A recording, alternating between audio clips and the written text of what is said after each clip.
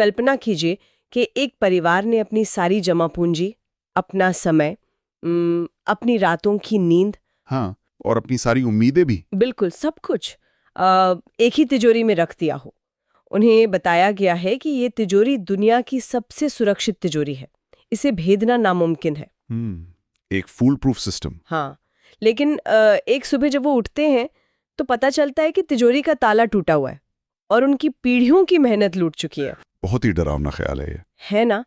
भारत में जो प्रतियोगी परीक्षाएं हैं, जो कॉम्पिटिटिव एग्जाम्स हैं, वो आज कुछ ऐसी ही तिजोरी बन गई हैं।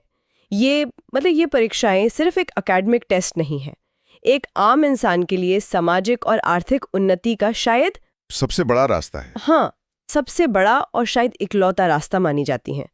और जब इसी सिस्टम में सेंध लग जाए ना, तो ये सिर्फ एक परीक्षा का रद्द होना नहीं है। नहीं, ये एक पूरे समाज के भरोसे का टूटना है। बिल्कुल। और आज के हमारे इस गहन विश्लेषण का विषय भी यही है।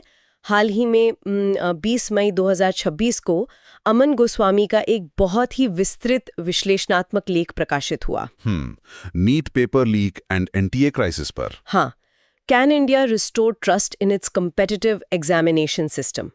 इस लेख में उन्होंने सिर्फ सतह पर दिखने वाले विवादों की बात नहीं की है। सही कहा। उन्होंने उन जड़ों तक पहुंचने की कोशिश की है जहां से ये पूरा संकट पैदा हुआ है। वही तो। आज हम यही समझने की कोशिश करेंगे कि आखिर वो व्यवस्था क्यों चरमरा रही है, जिसे पारदर्शी और सुरक्षित बनाने के लिए ही खड़ा किया गया था। देखिए, इस संकट को समझने के लिए हमें थोड़ा पीछे जाना होगा, उस मानसिकता को देखना होगा जिसके तहत इन संस्थाओं का निर्माण हुआ था। क्योंकि ये अचानक तो नहीं हुआ। बिल्कुल नहीं, ये कोई इकलौती घटना नहीं है। ये एक संस्थागत और मनोवैज्ञानिक विफलता का नतीजा है। मतलब एक सिस्टेमिक फेलियर। हाँ, जैसे जब हम किसी मेडिकल या इंजीनियरिंग डायग्नोसिस की बात करते हैं तो हम एक निश्चितता चाहते हैं ना। हम चाहते हैं कि सब कुछ स्पष्ट और पारदर्शी हो। हाँ, ब्लैक एंड व्हाइट हो। लेकिन आज जब हम भारत के परीक्षा तंत्र को देखते हैं तो वो पारदर्शिता पूरी तरह से धुंधली पड़ चुकी है। अमन गोस्वामी का लेख इसी बात पर जोर देता है कि हमने सुरक्षा के नाम पर सब कुछ एक ही जगह केंद्रित कर दिया। बिल्कुल, सेंट्रलाइजेशन, सारी पावर एक जगह। चलिए इसको थोड़ा विस्तार से समझते हैं। अगर हम थोड़ा पीछे जाएं, 2017 से पहले का जो परिदृश्य था वो बहुत ही अलग था। बहुत अलग।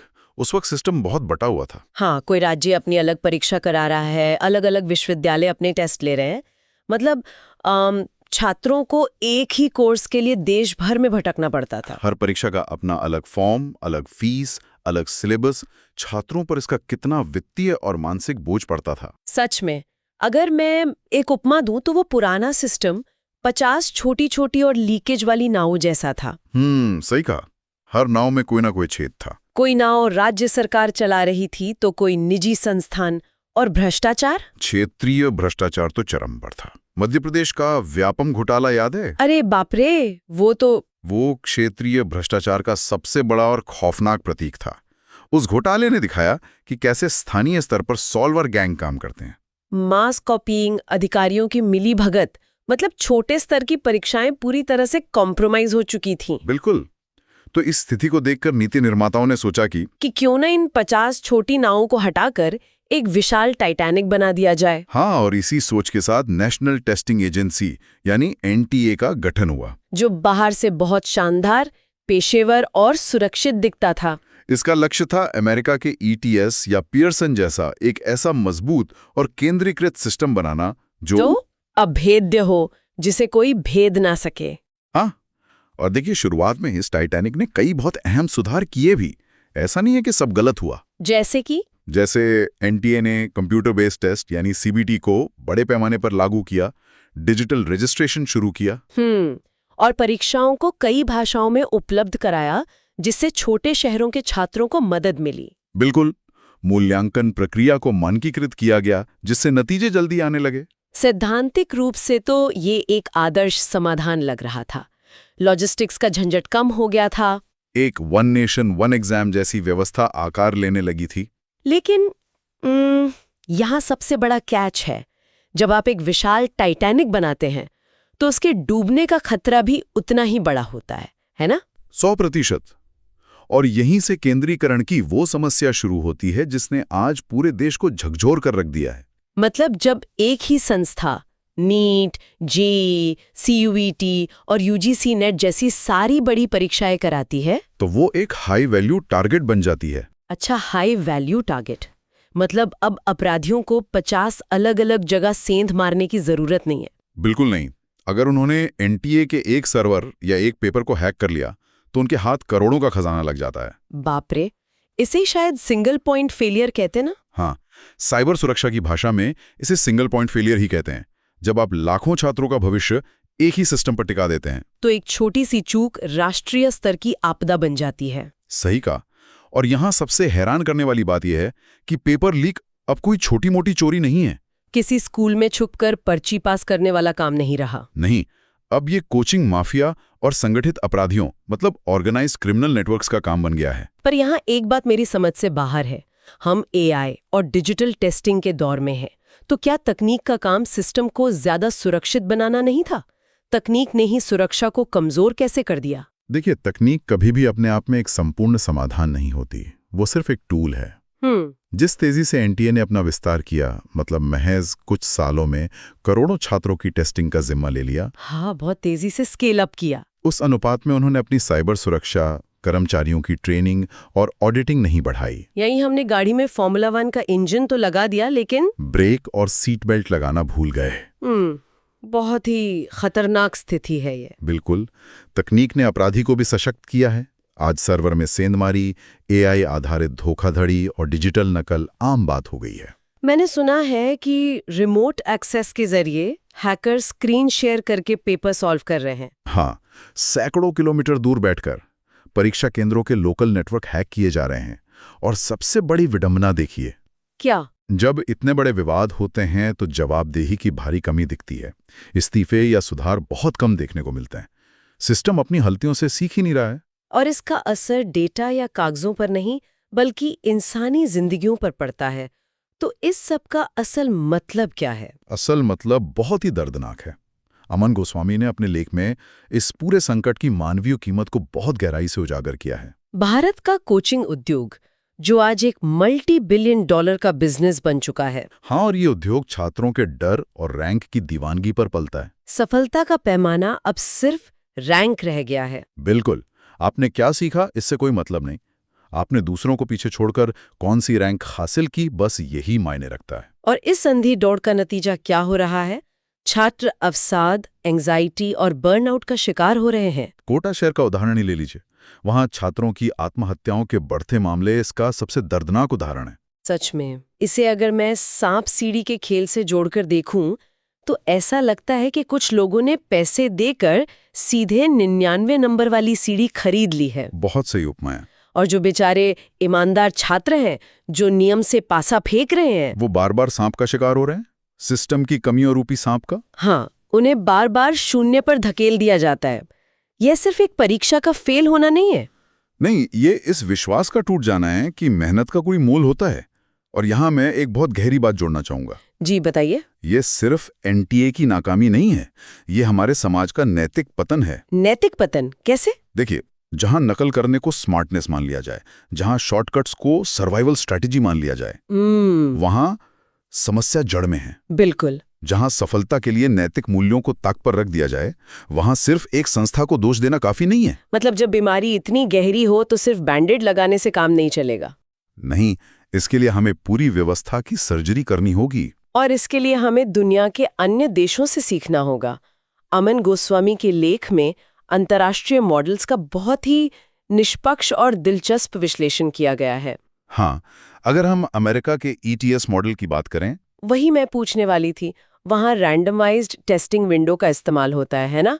वो कैसे काम करता है? देखिए, भारत में हम क्या करते हैं, 25 लाख छात्र एक ही दिन, एक ही समय पर एक ही पेपर देते हैं, जो कि एक बहुत बड़ा लॉजिस्टिक नाइटमेयर है। बिल्कुल।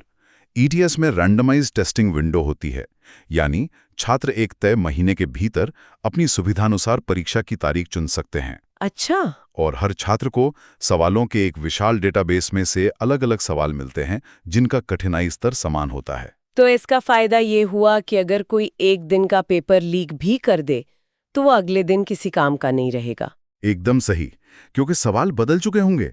इससे पेपर लीक होने का जो फायदा है वो पूरी तरह खत्म हो जाता है। ये तो बहुत ही स्मार्ट तरीका है। इसके अलावा लेख में दक्षिण कोरिया के स्यूनुंग मॉडल का भी जिक्र है। उसके बारे में मैंने पढ़ा है। वहाँ की लॉजिस्टिक व्यवस्था तो बहुत ही सख्त है। वहाँ ये परीक्षा इतनी महत्वपूर्ण मानी जाती है कि परीक्षा वाले दिन विमानों की उड़ानें रोक दी जाती हैं ताकि छात्रों को शोर से कोई दिक्कत ना हो। सच में विमान रोक दिए जाते हैं? हाँ, बैंक देर से खुलते हैं ताकि सड़कों पर ट्रैफिक ना हो। वहाँ इसे एक राष्ट्रीय अनुष्ठान की तरह देखा जाता है। ये तो बहुत ही अद्भुत है। लेकिन लेख में चीन के गाओकाओ मॉडल की भी बात की गई है, जहाँ सुरक्षा व्यवस्था और भी ज्यादा सख्त है। हाँ, वहाँ AI सर्वेलेंस, ड्रोन्स और सिग्नल जैमर का इस्तेमाल होता है। पर यहाँ मैं थोड़ी असहमत हूँ। मेरा एक सवाल है। जी पूछे। क्या हम सच में चीन जैसा सख्त मॉडल या मान लीजिए फिनलैंड जैसा रिलैक्स्ड मॉडल भारत में लागू कर सकते हैं? हमारी आबादी और चुनौतियां तो बिल्कुल अलग है।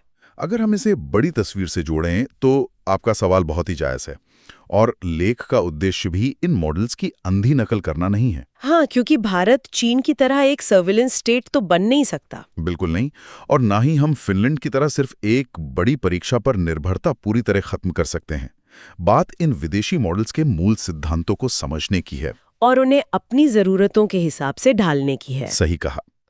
तो फिर भारत के संदर्भ में ठोस समाधान क्या हो सकते हैं?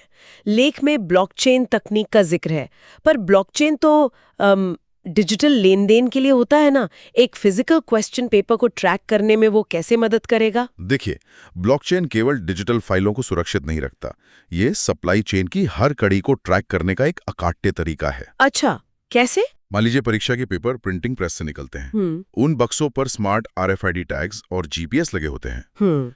उनका डेटा सीधे ब्लॉकचेन पर रियल टाइम में दर्ज होता रहता है। ये एक ऐसा डिजिटल लेजर है जिसे कोई डिलीट या एडिट नहीं कर सकता। मतलब अगर कोई भ्रष्ट अधिकारी रास्ते में बक्सा खोल दे तो स्मार्ट कॉन्ट्रैक्ट तुरंत सिस्टम में अलर्ट भेज देगा। हमें ये पता लगाने के लिए महीनों जांच नहीं करनी पड़ेगी कि लीक कहां से हुआ। ब्लॉकचेन हमें उस सटीक जगह और समय की जानकारी दे देगा। बिल्कुल।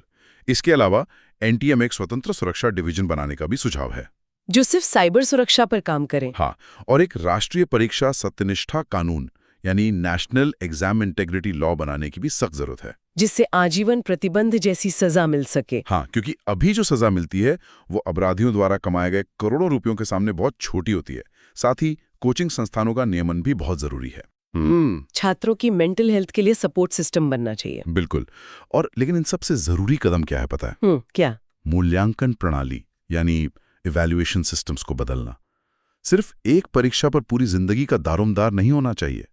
हमें एप्टीट्यूड और निरंतर मूल्यांकन की ओर बढ़ना होगा। ये बहुत ही महत्वपूर्ण बिंदु है। तो अगर हम इस पूरे गहन विश्लेषण को समेटें तो हमने देखा कि कैसे एक टूटे हुए पुराने सिस्टम को ठीक करने के लिए NTA बना, और कैसे केंद्रीकरण और कमजोर सुरक्षा ने नए हाईटेक माफियाओं को जन्म दिया, और सबसे दुखद बात कैसे इसका मानसिक और सामाजिक नुकसान हमारे छात्रों को उठाना पड़ रहा है। बिल्कुल, ये सिर्फ परीक्षा का संकट नहीं है। और जो लोग हमें सुन रहे हैं उनके लिए महत्वपूर्ण क्यों है? क्योंकि परीक्षा प्रणाली सिर्फ चुनाव का तरीका नहीं है। नहीं, ये दिखाती है कि एक समाज किन मूल्यों को मानता है। सही बात है। अगर परीक्षा में ईमानदारी खत्म हो गई तो कल गवर्नेंस और सार्वजनिक जीवन से भी ईमानदारी खत्म हो जाएगी। जो लोग इस भ्रष्ट सिस्टम से पास होकर आएंगे वो समाज को क्या देंगे? वही तो, ये हमारे भविष्य का सवाल है। तो इस चर्चा को खत्म करने से पहले मैं एक नया विचार यहाँ छोड़ना चाहती हूँ, जो मूल स्रोतों की चर्चा को थोड़ा और आगे ले जाता है। वो क्या? आज हम इस बात पर लड़ रहे हैं कि परीक्षाओं को सुरक्षित कैसे रखा जाए, पेपर लीक कैसे रोका जाए। हाँ, हम ब्लॉकचेन और कड़े कानूनों की बात कर रहे हैं। लेकिन जरा सोचिए, हम एक ऐसे दौर में हैं जहां आर्टिफिशियल इंटेलिजेंस यानी AI कुछ ही सेकंड्स में इन कठिन से कठिन परीक्षाओं को टॉप परसेंटाइल के साथ पास कर सकता है। ये तो एक हकीकत है। तो क्या हमें सिर्फ परीक्षा कराने के तरीके पर ही सवाल नहीं उठाना चाहिए, बल्कि इस बात पर भी सवाल उठाना चाहिए कि हम इंसानों से असल में टेस्ट क्या कर रहे हैं? बहुत ही गहरा सवाल है ये। क्या हम मशीनों से प्रतिस्पर्धा कर रहे हैं, या हमें उन मानवीय गुणों का मूल्यांकन करना चाहिए जो AI कभी रिप्लेस नहीं कर सकता? इस पर विचार करना बहुत जरूरी है। तो आज के इस गहन विश्लेषण में बस इतना ही।